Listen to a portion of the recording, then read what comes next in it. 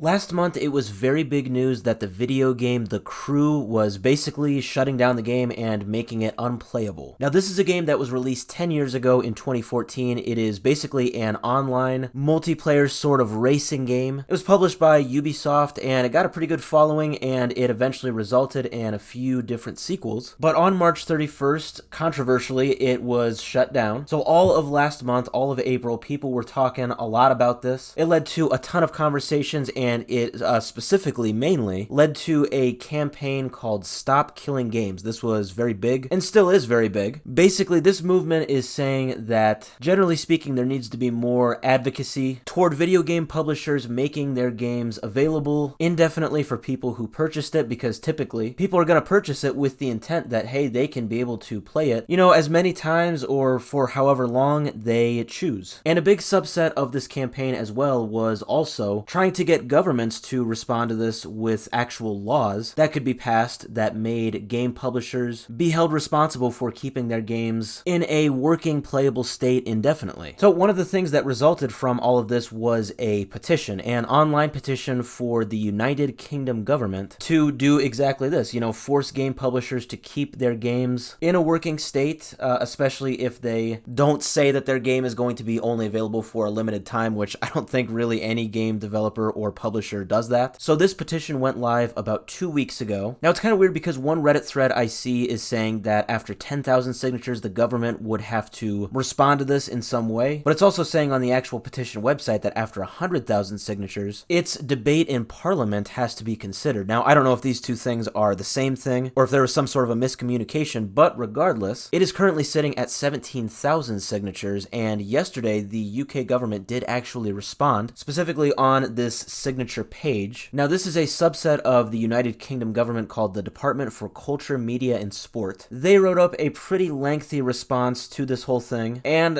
kind of in true government fashion, it was pretty vague. There were a lot of words that were said, and ultimately, it doesn't seem like there's really going to be much action that is actually taken by the government. The main highlight is that they say that game publishers must, quote, allow continued access to games if sold on the understanding that they will remain playable indefinitely, end quote. Yeah, that to me is saying that nothing is actually really going to happen as a result of this. I really don't think that any game publisher has ever sold a game on the actual specific understanding that it would remain playable indefinitely, and I think that unfortunately that is what it's going to come down to here. It even kind of references mobile games and says that it's basically common practice for these apps for mobile games to eventually end support for them, and they kind of talk about how that is within the law because, these apps will eventually launch new models or new apps or updates to that game, and that's kind of what the focus here is all about. The Crew, the video game this all kind of started with, it eventually was replaced with The Crew 2, and that's probably why Ubisoft ended support for the first game. So according to the UK government, something like this is not necessarily against the law, and it doesn't seem like they're going to take any action to prevent this. Now, it's also worth mentioning this is just the overall movement of the Stop Killing Games campaign. Ultimately, Ubisoft is actually based out of France. Now, Ubisoft published The Crew, but the game developers were two subsets of Ubisoft, one based in France and one based in the UK. So yeah, I don't know how stuff like that specifically would work, because yeah, it would get kind of dicey because obviously there are a ton of games that are published, overseas or just in different countries that the consumers are playing it in. So even if the UK government did pass something as a result of this, yeah, who knows exactly how it would affect these publishers that are not in the UK. It is definitely a complicated mess to say the least, but unfortunately from the specific response we got yesterday from the UK government, it doesn't look like they'll be making any changes anytime soon.